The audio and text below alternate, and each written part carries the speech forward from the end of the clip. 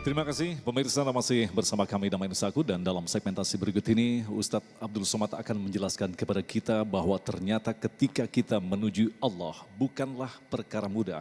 Allah akan menguji kesungguhan kita. Untuk itulah Allah menghadirkan rintangan-rintangan yang tentu saja sesungguhnya tujuannya adalah menguatkan kemantapan iman kita. Lantas bagaimanakah kita mampu melalui rintangan-rintangan tersebut? Silakan Ustadz.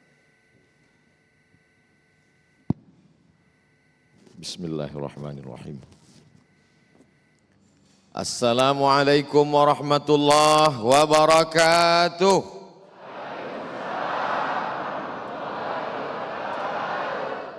Alhamdulillah. Wassalatu wassalamu ala Rasulillah Sayyidina wa maulana Muhammad ibni Abdillah wa ala alihi wa sahbihi wa man tabi'ahu wa mawalah. Kiai Jujun Junaidi mau sampai ke Masjid At-Taqwa, acara Damai Indonesiaku, tidaklah semudah kita mendengar ceramah beliau. Mesti nyasar dulu. Ada ujiannya. Padahal hatinya sudah sampai 2 hari yang lalu kemari. Tapi tetap ada rintangan. Bagaimana dengan kita yang mau menuju surga padahal surga itu belum kita letakkan di dalam hati kita. Ibarat memanah, kita mesti fokus. Ketika kita sudah melihat garis merah di tengah, maka yang samping-samping ujung tepi mata kita itu tidak lagi mengganggu kita. A'udzubillahi minasyaitonirrajim.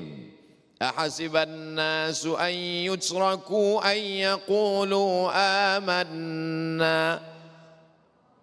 Apakah manusia itu menyangka kalau dia berkata kami beriman, kami percaya kepada Allah, kami percaya kepada Rasulullah, kami percaya kepada surga, wahum la yuftanun. Apakah mereka dibiarkan begitu saja berkata kami beriman, kami percaya, lalu Allah membiarkan tanpa ada ujian? Mau masuk perguruan tinggi tetap ada SNMPTN, Seleksi Nasional Masuk Perguruan Tinggi, yang sebelumnya namanya UMPTN. Tahun ini tidak tahu entah apa lagi namanya. Untuk mengingat namanya aja sudah susah. Apa? UMPTKIN. Masya Allah. Apalagi mau menjawab pertanyaannya. Ada ujiannya. Mau selesai S1, ujian skripsi 100 sampai 150 halaman. Ujian S2, tesis dari 200 sampai 250 halaman. Ujian disertasi S3 dengan sekian halaman akan diuji oleh guru besar. Ustaz Somad guru juga, tapi tidak besar, kecil. Ujian-ujian ini untuk apa? Allah menciptakan kita hanya untuk mempersulit kita, untuk membuat kita susah. Apakah Allah tidak tahu siapa di antara kita ini yang beriman, yang bertakwa, yang khusyuk dan tawadhu? Allah tahu. Kalau Allah tahu, kenapa dia uji? Allah cuma ingin beritahu kepada kita, kira-kira kita ini layak atau tidak. Baru kesulitan sedikit aja sudah mengeluh. Bagaimana nabi-nabi itu tidak pernah mengeluh kepada Allah Subhanahu wa taala. Ada rasa malu. Hari ini umat Islam malu juga. Punya malu luar biasa dalam hatinya. Kamu kok enggak pakai jilbab? Malu, masih muda. Bukan malu itu. Malu bernafas dengan udara titipan Allah. Paru-paru yang dipakai ciptaan Allah. Tetesan darah, buah pinggang, jantung, otak, kedipan mata, langkah kaki, hayunan tangan. Tapi semua itu tidak menghantarkan kita kepada surga Allah Subhanahu wa ta'ala. Mudah-mudahan kita semua lulus ujian-ujian ini. وَلَنَبْلُوَنَّكُمْ بِشَيْءٍ مِّنَ الْخَوْفِ. Menuju surga kau akan diuji dengan rasa takut. Tapi rasa takutnya itu syai', kecil, sedikit, seujung rambut. Takut pensiun. Takut ditinggalkan orang-orang terkasih tersayang. Dulu ketika masih ada jabatan, ketika masih dihormati dan dimuliakan, datang ke Masjid At-Taqwa, disambut dengan karpet merah, disambut dengan Thala al-Badru alaina, dibukakan pintu, baleho dan umbul-umbul. Tapi begitu tidak lagi ada jabatan, tanda tangan tidak lagi laku, nyetir sendiri, tidak dibukakan pintu, tidak ditegur, tidak disapa. Pulang kena penyakit post-power syndrome. Gara-gara penyakit apa? Takut. Hakim bertanya di meja hijau, kenapa kamu lakukan penyalahgunaan wewenang? Kenapa kamu korupsi? Kenapa kamu makan haram? Saya takut anak saya tidak punya rumah, tidak sekolah. Akhirnya karena takut gaji putus, tidak lagi ada pemasukan, maka saya mesti ambil sekarang sebanyak-banyaknya. Persiapan apa yang kamu lakukan? Saya sudah buat 100 kos-kosan. Sudah siap 100, pintunya saja. Pintunya belum selesai, malaikat maut sudah datang. Ujian ketakutan. Wala nabluwannakum bisyai'im minal khauf wal ju', lapar.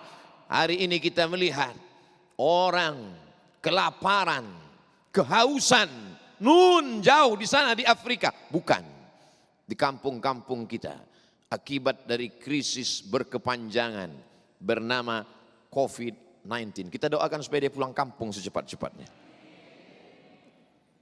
Wa naqsim minal amwal, bangkrut, miskin, susah, melarat, wal anfus, sakit, mati, was samarat, paceklik, kering kerontang, kurang makanan, buah-buahan.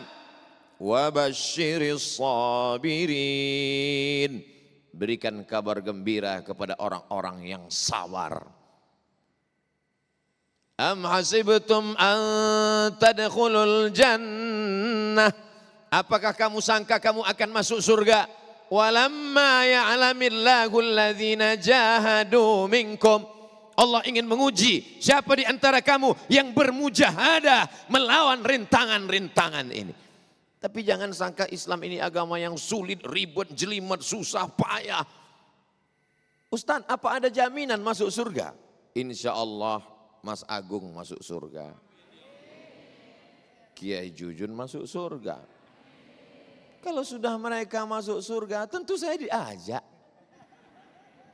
Soalnya saya segmen kedua.